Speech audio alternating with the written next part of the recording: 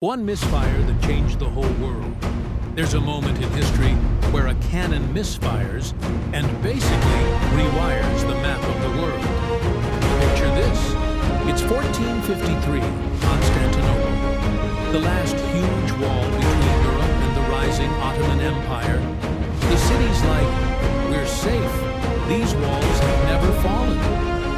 But outside, the Ottomans roll up with a brand new superweapon. Giant cannons built by a European engineer that the Christian emperor actually turned down. One shot cracks those unbreakable walls.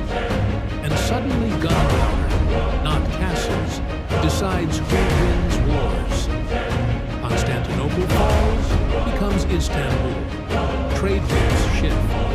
Europeans start hunting for seaports, which helps kick off the age of exploration, colonization, the modern world map. All from leaders underestimating one weird new weapon. So here's the question. What tech are we laughing off today? That's quietly about to change everything?